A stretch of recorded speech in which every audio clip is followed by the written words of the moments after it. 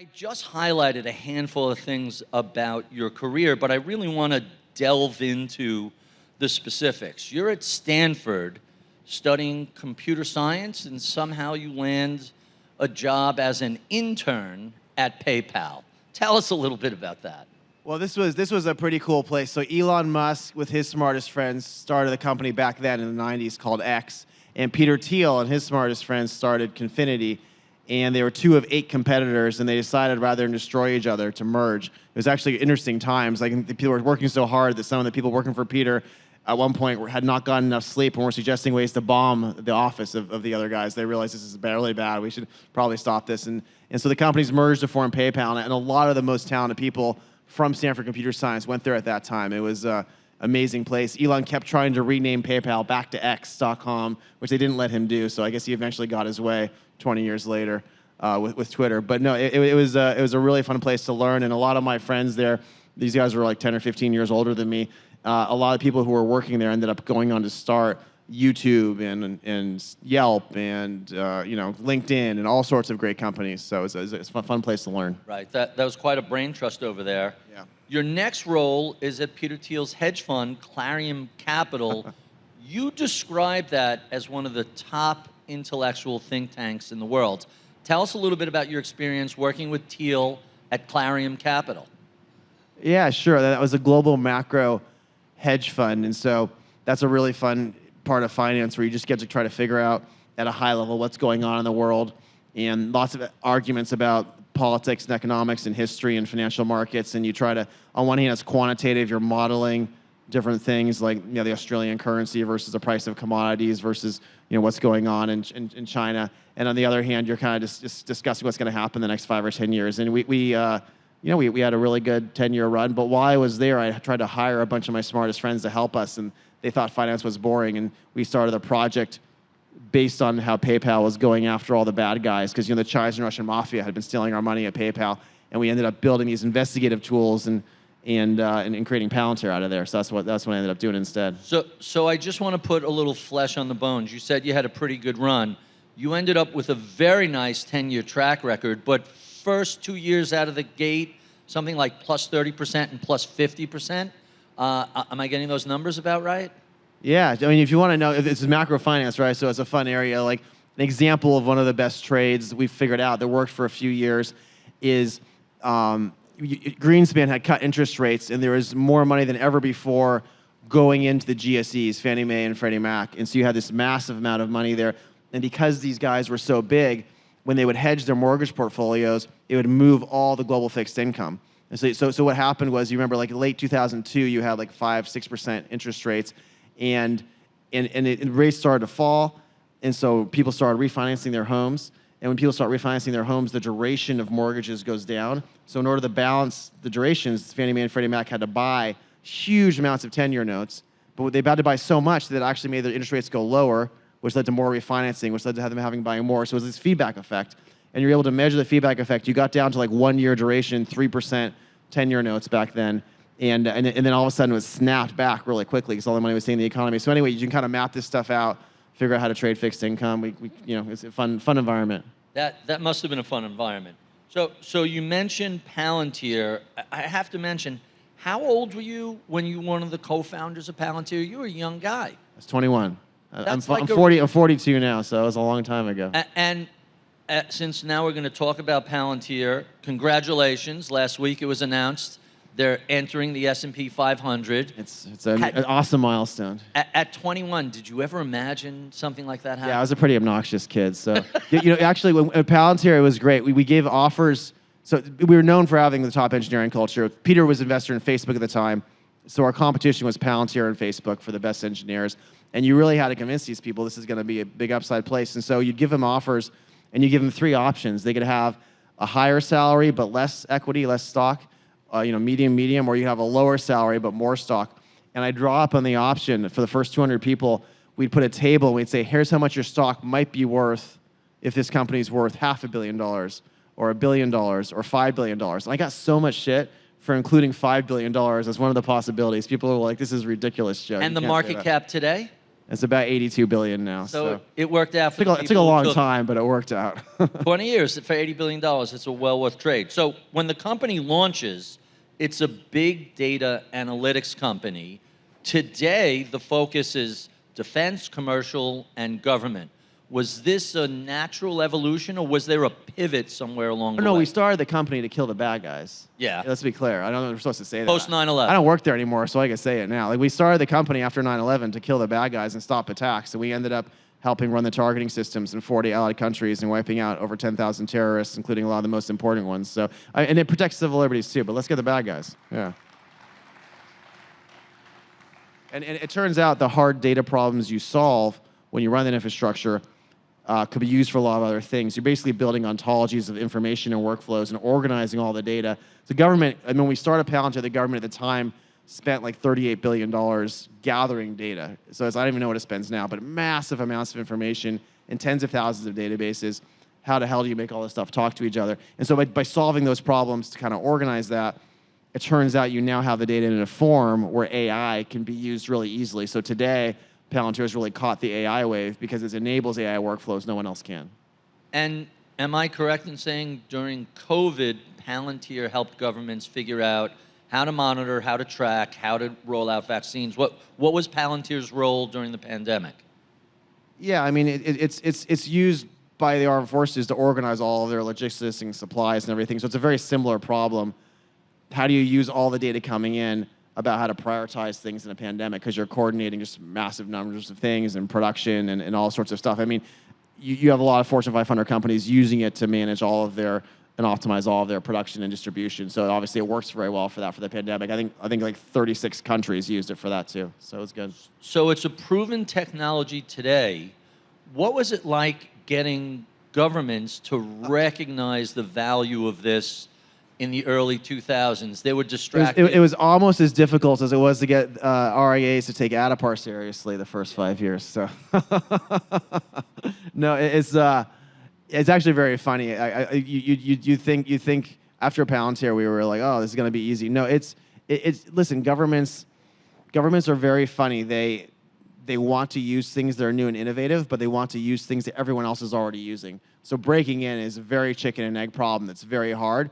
It turns out that there's a lot of money in the special forces and special operations units who, frankly, their lives are a lot more on the line than almost anyone else, because they're constantly doing really dangerous missions around the world, and they're running a lot of the most important things that our armed forces do. And those groups have such bold and such competent people that we're able to break in, work with them, get them to prove that it worked, and then that kind of set the precedent for other parts of government to then work with us. So thank goodness for our special ops groups. So it wasn't DARPA that first started with you, or did you have any work with them? I think DARPA was helpful a little bit, but the thing that really matters is people using it on the ground where lives are on the line. You want, if you have something that's the best, it's going to break in because people need it, because something is existential where they're going to die if they don't have it. They're not going to be able to do the mission if they don't have it. So DARPA is more of an academic thing that's smart, but I'd much rather work with the people whose lives are on the line, and that's how you really break in with the best things. Real world tests. We'll see some more examples of real world tests. You mentioned Addepar and AI. Just so you know, ChatGPT is what told me it was $5 trillion, well, not 7. ChatGPT is behind. So you found the company in 2009. Today you're the chairman. It began life as a cloud-based software platform specializing in data aggregation, analytics, and reporting of portfolios. What was the original business model? Well, I had my family office at first, right around then. It was a smaller family office, and then I had a lot of friends and people I talked to who ran family offices, who ran RIAs. There were new groups on the West Coast, like Iconic and others, building these firms around the tech world on RIA land, and everyone hated their software. And I looked at it, and it's like, this is a mess, and there's not a really good solution here. And we were mapping out, there's a lot of new possibilities thanks to the cloud, thanks to what you could do with data. So we said, let's build something that's better. And I naively thought we would have something that was significantly better within a year or two. It turned out it took us hundreds of millions of dollars in several years, but I am quite confident it's the best at this point. So the genesis was, hey, I have to manage my own capital, and the tools aren't good. I'm going to create it? Or was the original plan, I have an idea and everybody should be using it? It was a business. I think in general, in general, when you have like an area that you realize is broken for you and for people you know, rather than just build it for yourself, I think it's a good excuse to build a business around it. So I was actually CEO full time for a few years, getting this off the ground. Eric Poirier, who's run it for over 10 years now, is a much better CEO than me, so I'm a proud chairman now. But no, we built it as a business. I mean, listen, you guys, when we first hooked, there's 7,000 custodians in the U.S., and so when we first hooked up data, the biggest custodians are people like Fidelity and Schwab and others, and we get this all set up. We spent like a bunch of time on it the first year. We hook up the live data, we're getting going, and it's all wrong. And we're like, oh, what do we do wrong? And it turns out even those custodians just have bad data. The space is a mess. It turns out there's lots of hard problems to solve to make this stuff all work right together. So and everyone wants to customize things differently. Every RIA has their own way of doing things, their own way of showing things, and so it turned out it took us several more years to get it right. So $7 trillion, you have some very large RIAs on it. You have broker-dealers like Morgan Stanley on it. How big can Addepar scale? Well, I think there's about $250 trillion globally that's addressable. Maybe only 150 to 200 of that would use a solution. So even though we're growing really quickly now, I think we're growing like over 30% a year still. We're still probably at least another decade of fast growth. I mean, this is a giant market, and we're still learning. I think they're still learning every week from clients about how to serve them better. There's I think about 1,200 firms or so, give or take, on the platform now, and I'd love to see them triple that over the next few years.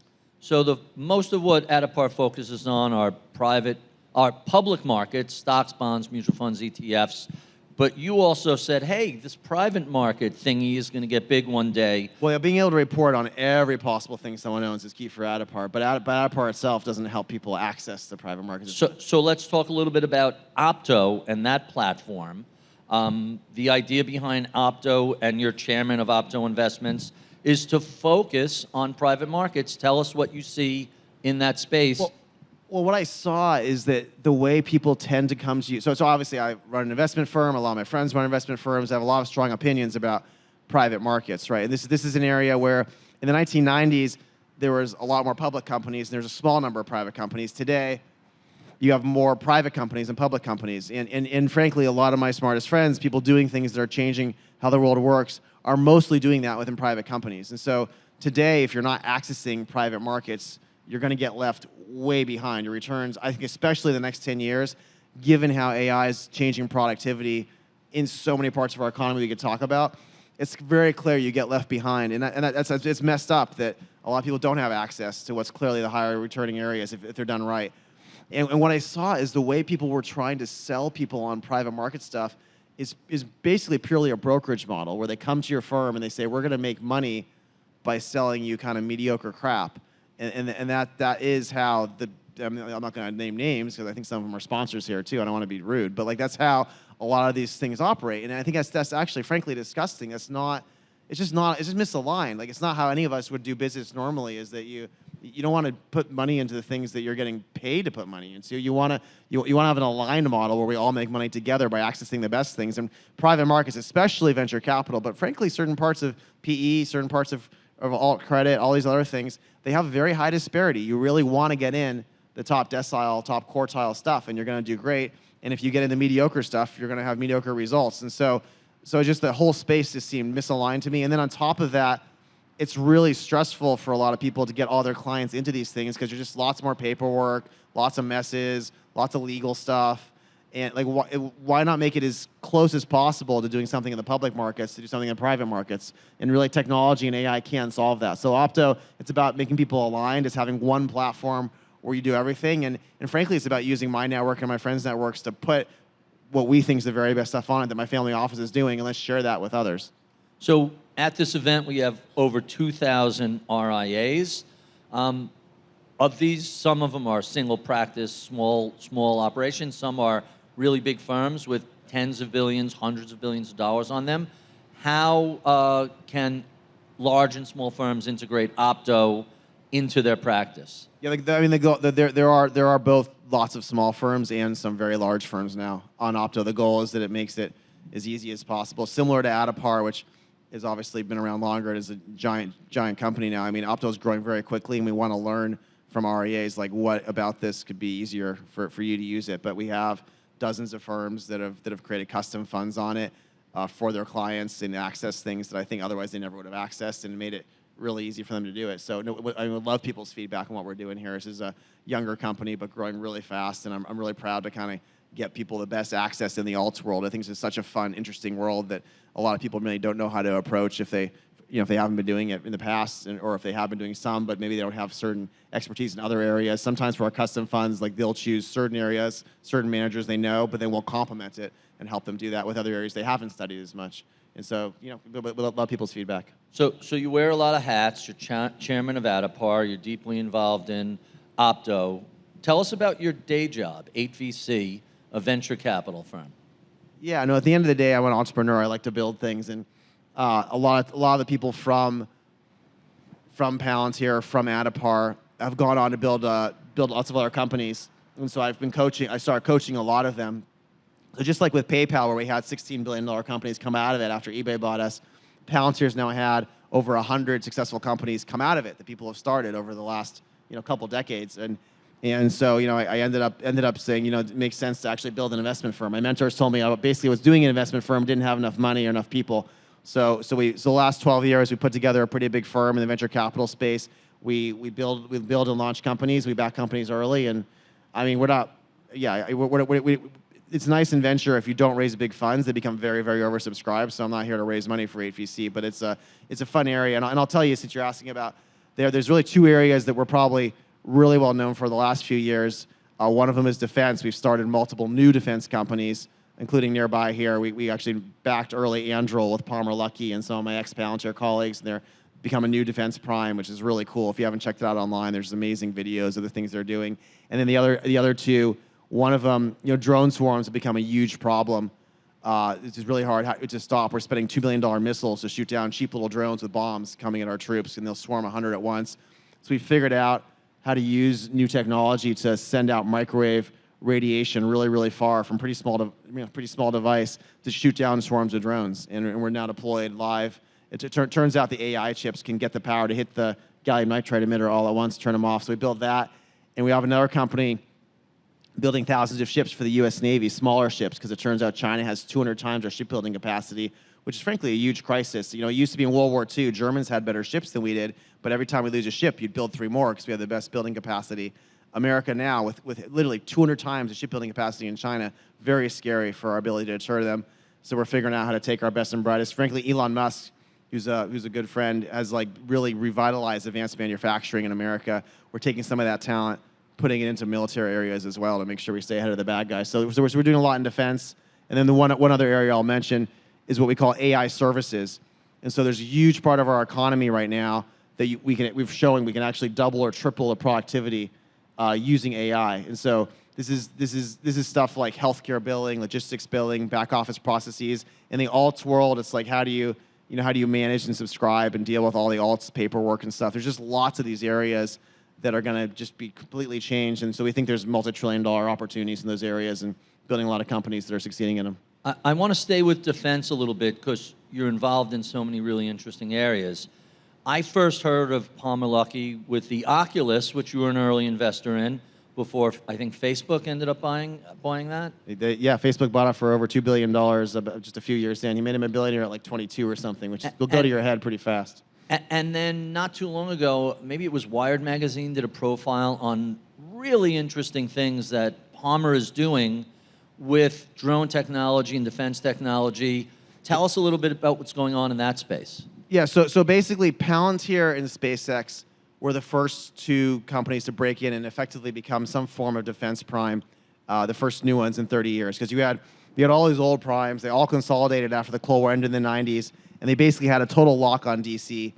And Palantir, it took us a long time, a lot of stubbornness to break in. And then some points we had to sue the U.S. government because they were doing crazy things, and we won. SpaceX similarly had to sue the U.S. government because they just discriminated against new things, right? And obviously SpaceX, good thing they won because they're obviously 100 times better than the alternative. We're watching them bail out Boeing again right now with his astronauts.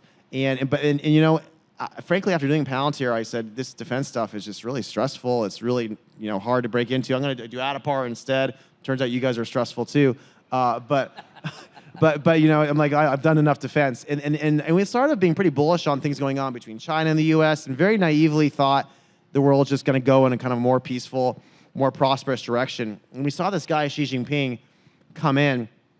And I have friends with a lot of the guys who built these companies in China. A lot of them believe in free markets, read Milton Friedman, like share a lot of our values. These are not, just because they're Chinese, they're not bad people. They're not CCP themselves.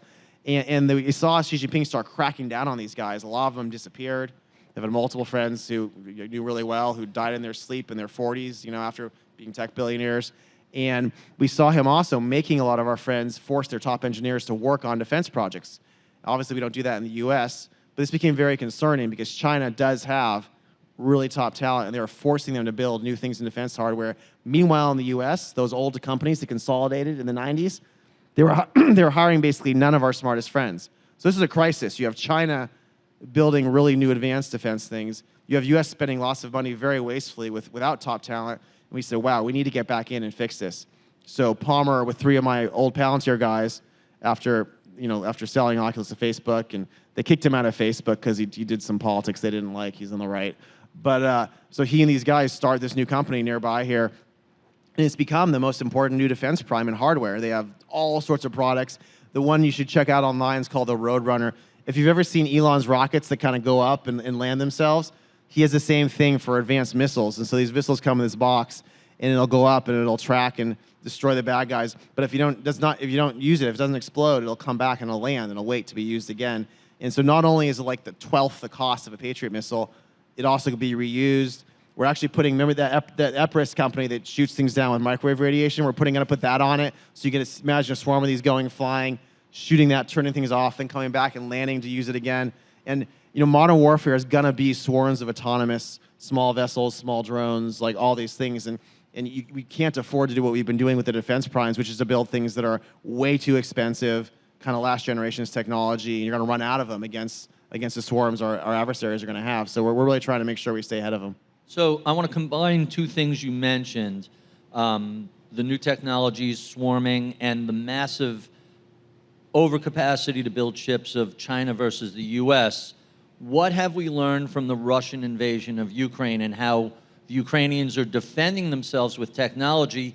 How can that be applied towards any potential invasion of Taiwan by China? Yeah, so I mean, Palantir and Addepar, Palmer's company, are very active in Ukraine, doing a lot of important things there. We've learned it's about drone swarms. We learned it's about cost. So, for example, the U.S. makes these anti-radiation missiles that are $3 million each. We sold 300 of them to Poland, I think, a few months ago for $1 billion. And these missiles are able to find jammers and take them out. Russia's figured out how to build these jammers. And these jammers, by the way, they stop artillery from targeting. They really are dominant on the battlefield. So it's electronic warfare. They figured out how to build them like $20,000, $30,000. You can't win a war with $3 million things being used to take out $30,000 things. You're just going to run out of, no matter how rich you are, you're going to run out of money on the battlefield. So war is like an engineering thing where it's about scarcity, right? And so we've learned you have to build cheaper, smarter, distributed systems. And the electronic warfare stuff's fascinating.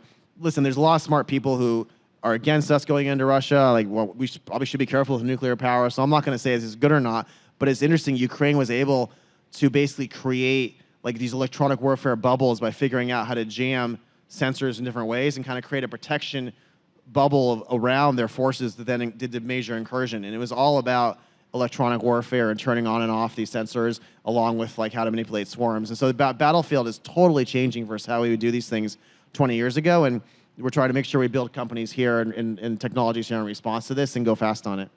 So all of these ships, giant ships that China's building, is it likely or possible that there will be a small autonomous swarm of vessels that counterbalance that?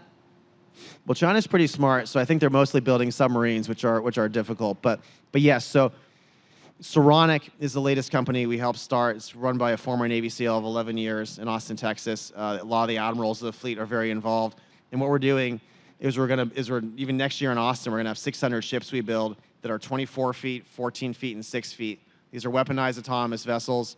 We're teaching the Navy how to use AI to have them coordinate. So what we showed them, and they agree, is we can basically triple the battle effectiveness of our fleet by complementing all the big ships of the line with about 30 smaller weaponized vessels that swarm and coordinate and help in different ways. It's kind of fun. It's like a little video game sort of thing. I actually have a lot of LA video game talent helping us map it out and practice battles and stuff.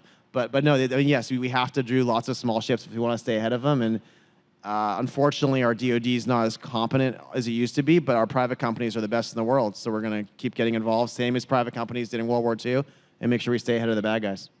So let's shift gears. I want to talk about OpenGov, which is another project of yours. You provide software for over 2,000 municipalities and state agencies. What was that adoption practice like? How long did that take? Well, we sold OpenGov earlier this year for $1.8 billion to Cox. And, originally my friends and I, we were wondering why California was taxing us so much and where they were spending the money. This is about 13, 14 years ago. And so I got about 20 Stanford students in a nonprofit at first, and we tried to just put everything online. It was great. I didn't have my name on it, so all these students kept getting attacked by the unions because they really don't like it when you show them spending lots of money in government departments. It basically showed that California had a bunch of departments that were dominated by these special interests that were spending about 50 to 60% more than this was 13 years ago, than you'd imagine by the model, right? Of course, it's corrupt. And all these cities started emailing us saying, oh, this is really cool. Show us for our spending. Are we doing something good or not? And we said, sure, send us the data. And the cities would say, well, how do we send the data over? And we looked into it, and there's tens of thousands of municipalities in the US, and they mostly don't have access to their own information. They have to pay their IT consultants huge amounts of money to do a report. They couldn't even see what they're spending versus sitting next door for similar services. And so we decided to build this thing called OpenGov, and we built a way for them to see all their data. And then we realized governments don't like paying for new things. They only can pay for the things they're already doing. So we built a bunch of software for them to run all their budgeting and their transparency and their processes and asset management. And it's just built a big gov tech company. So I'm kind of fascinated how you've bounced across sectors. Big data, defense, government, healthcare, finance, even now education. How do you approach learning a space that you haven't been in before? Well, for building these companies and for succeeding as an investor in venture, there's really two things that matter the most. One is the very top technology talent and technology cultures. So cultures of places like Opto, where we're iterating with you, it's because we have these really amazing, talented people who are building really quickly and who are speaking to people and getting feedback with them. And then the other thing we're looking for is where is a gap in the world? Where is something, here's where it could be, and here's where it is now. So again, go back to alts and think about that. It's very clear there's a gap. The incentives are misaligned for how people are accessing alts. The platforms are wasting a lot of their time. And it's not easy for them to see what the best things are and to really quickly iterate and do their job for their clients. And so it's very obvious there's a gap there. And so what you do is you have a hypothesis. You get a really great tech culture where the people at Opto own a bunch of the company themselves, are really talented people who've had wins before, know how to build and iterate in tech. They're from Addepar, they're from other places. And then you build and you iterate with clients, because no matter how smart we think we are, we're going to come to you and show it to you. There's going to be things that are wrong. There's going to be things that are not useful for you. But because you have a great tech culture, you can iterate very quickly and learn. And so the company's now been around for a few years. It's now at the point where people are starting to really love it because they've been doing it based on feedback. So when you approach a new space, it's not about being an expert in this space. It's about having a really amazing culture that talks to the experts and learns from them and builds with them over time. And Joe, I love this quote of yours, and I have to ask you about it. My passions are repairing broken industries and government, inculcating classical virtues, prioritizing families, and enabling a free and prosperous society. Sounds where like some kind of politician. Right? You're running for, well, discuss the quote. I can't imagine you're ever running for office, are you? Sounds like it'd be a horrible job, to be honest. Listen, our society is facing a lot of really broken things right now. There's a lot of stuff that's wrong. And I think classical virtues are missing in our society. I think courage is not a virtue that's taught to our elite. If you go to a top 100 university, you are taught the opposite of courage. You're taught to shut up, virtue signal, go along, don't think for yourself, don't oppose the Borg, whatever they say is right. And it's really broken. I think it's really scary what we face in our society right now. So, I think the fundamental units of the West are the classical virtues, are the liberty values around the Enlightenment, are functional families with two-parent households. I think these are all things that make our society functional. And if we don't say it and we don't fight for it, we're going to have a really broken society. All right. We have time for a couple of questions from Slido. Let's take a look. What do you look for when evaluating fund managers for yourself and your family office? So when I'm looking for fund managers, I mean, for me, because I have a network of these people, I want to know that a lot of my friends really respect them. I want to know they have some unfair advantages. I want to know that they have, obviously, an amazing track record. And then I want to know that there's some reason why they're still in the game and focused. I think a lot of people who've had a lot of success, there's various things happen in their lives, and they're no longer working, and they no longer have the same culture. So I mean, I want to know the culture of the organization around them at their fund, and know that they are still working as hard as they were when they first created that, that first success. Because that's something that slips very easily. So you got to watch out for it. And here's a perfect question to wrap up on. What are the most exciting trends you're seeing in the marketplace today? So the most exciting trend by far, I started to hint at it earlier, is what's going on with applying AI to services industries. There's about $5 trillion of wages in the US in the services sector. Over $2 trillion of those wages are in areas where we've already shown you can double the productivity, in some cases triple the cash flow from these old legacy businesses. This is a whole new area of tech-enabled services that actually works now. We're seeing, example, healthcare billing, $280 billion revenue industry, typical margin is 20%. We already have companies getting 50, 60% margin, fixing that space. There's huge parts of our economy where you're going to have productivity shoot upwards. If we can manage not to break our country with the stupid government stuff the next several years, we're going to have a very productive society. That's fantastic. Joe, I have to get you into the studio back in New York for the full version of Masters in Business, the long form, but this has been absolutely fascinating. Let's hear it for Joe Lonsdale of 8VC. Thanks, Barry.